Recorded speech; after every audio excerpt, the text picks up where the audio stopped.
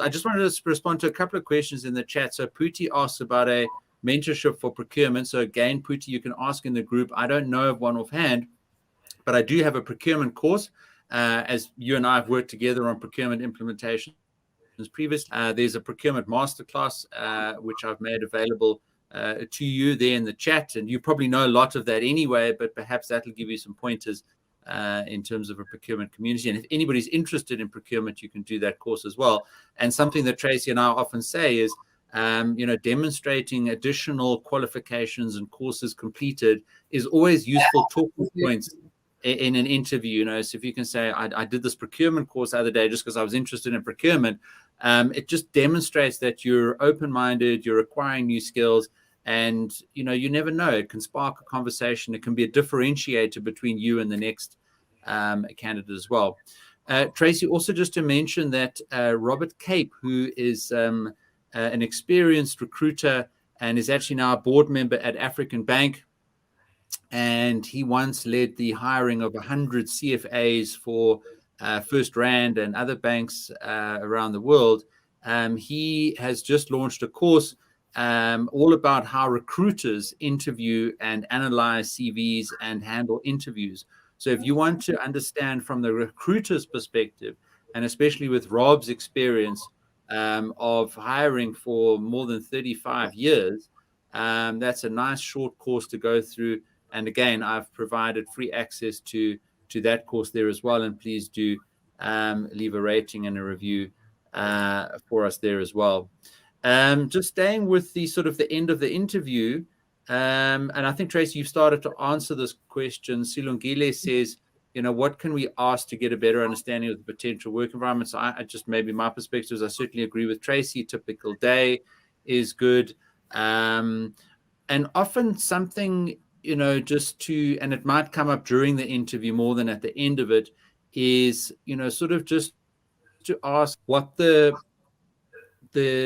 focus is in the environment and who the people would be working with, etc. And I can tell you from a hiring manager's perspective, we hire people usually because we need to solve a problem.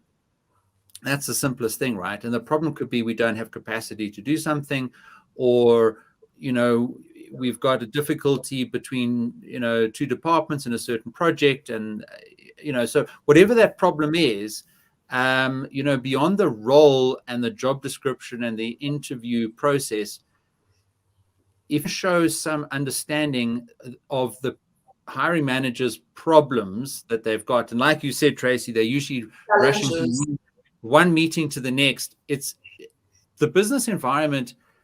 80-90% of it is about solving problems. You just solve problems every day, and especially as you become sort of more senior, etc.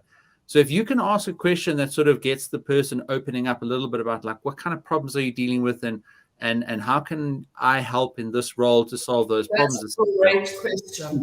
That sort of opens things up. And we've even spoken about this previously, Trace. Put that in the covering letter and say, look, I see you've got an issue with this or that, and I'd like to offer my skills to help you. You might be a little bit off the mark, but that's certainly something that you can use to clarify. And Luistas has also offered an answer. Nice to have you on board today, Luistas. Also a previous guest in one of our webinars talking about his book called The Success Mindset. So Luistas, please do pop a link into the chat for your book, which I see is doing very well on Amazon. So we spoke about that at length previously, and you can pick that up at the YouTube channel. If you subscribe, you'll get access to all the recordings and the interview that we had with Luistas. But he offers a suggestion of a question that you can ask, which is there anything I said which you would like me to clarify? So that's a great question.